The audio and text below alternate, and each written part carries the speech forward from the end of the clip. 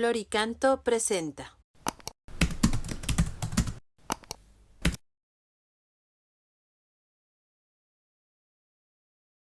Número 444 del Compendio del Catecismo. ¿Cómo ejerce el hombre su derecho a rendir culto a Dios en verdad y en libertad?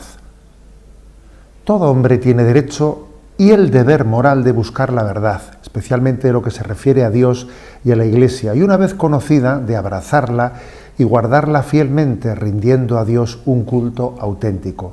Al mismo tiempo, la dignidad de la persona humana requiere que en materia religiosa nadie sea forzado a obrar contra su conciencia, ni impedido de actuar de acuerdo con la propia conciencia, tanto pública como privadamente, en forma individual o asociada, dentro de los justos límites del orden público. Bueno, estamos hablando de que Dios nos ha dado, ¿no? Pues un primer mandamiento de amar a Dios con todo el corazón, con todo el alma, con todo el ser que el hombre está llamado a tener. O sea, el hombre tiene una vocación de adorar a Dios, y entonces obviamente pues eso supone que tiene que existir el derecho de poder hacerlo. Si el hombre tiene el deber de responder a esa llamada de Dios, de reconocer que Dios es Dios y ponerle en el centro de su vida, tendrá que tener derecho de poder hacerlo, ¿no? Tiene que existir tal derecho. El hombre tiene un deber de búsqueda de la verdad última de su vida. Tiene que tener derecho de poder hacerlo, y los poderes públicos tienen que reconocer ese derecho de libertad religiosa. Y vamos a decir que existe un riesgo de que tal derecho quede cercenado.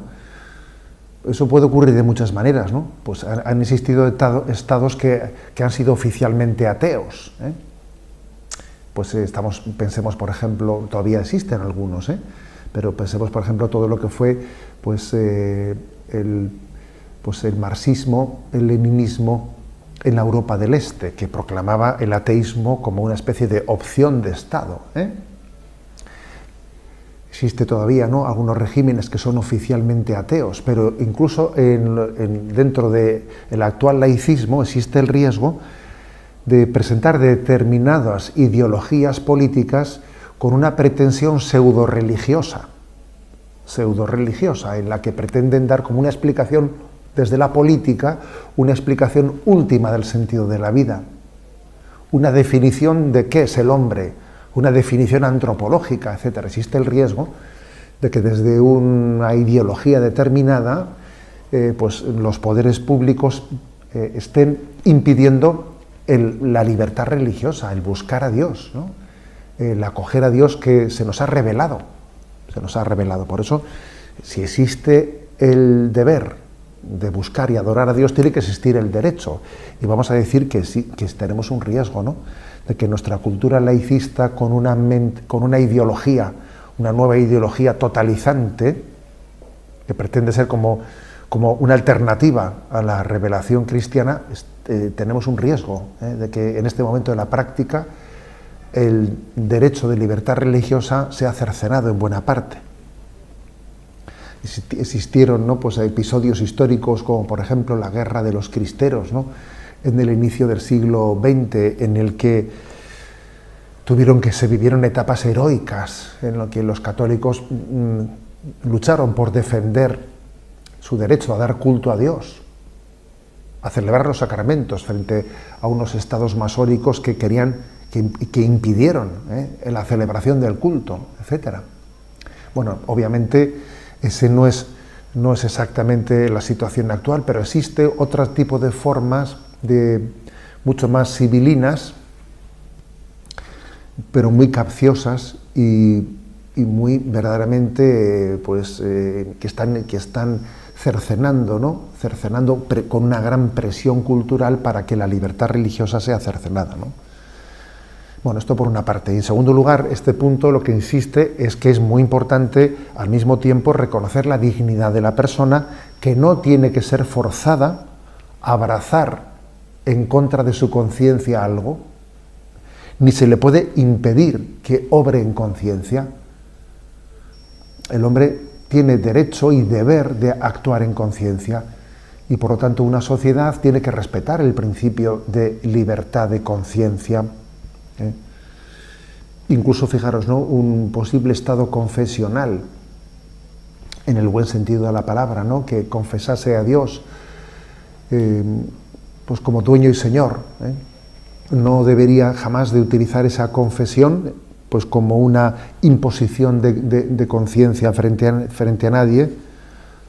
Hay que respetar el principio de libertad religiosa, y si es un Estado es mayoritariamente católico o en una nación hay una mayoría musulmana o de cualquier otro tipo de confesión religiosa, eso no debería jamás ser obstáculo para que exista la libertad religiosa de las minorías, que deben de tener la capacidad, la libertad de poder vivir su conciencia religiosa, aunque sea minoría dentro de un Estado con otra confesión mayoritaria. El principio del respeto de la libertad religiosa es sagrado para nosotros.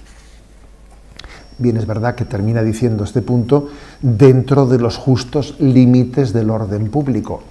Es posible, cabe la posibilidad de que podría haber, ¿no?, pues alguna pretensión inadmisible por parte de una confesión pseudo religiosa que pretendiese establecer, ¿no?, pues un principio que no es asumible para el orden público, como por ejemplo una pretensión fundamentalista pues de tipo yihadista. No sería eso admisible y debería de ser perseguidos desde el orden público. Pues por poner un ejemplo.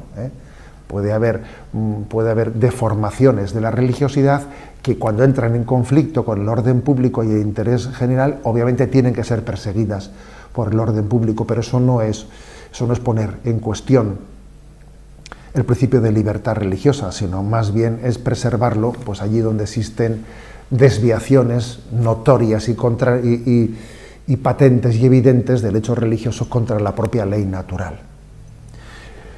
En definitiva, el hombre tiene el deber y el derecho de buscar la verdad última de la vida y, una vez encontrada, abrazarla, guardarla, rindiendo el culto a Dios que por ser criatura y por haber Dios revelado el camino de esa adoración a Dios, el hombre está obligado en conciencia a expresarle a Dios.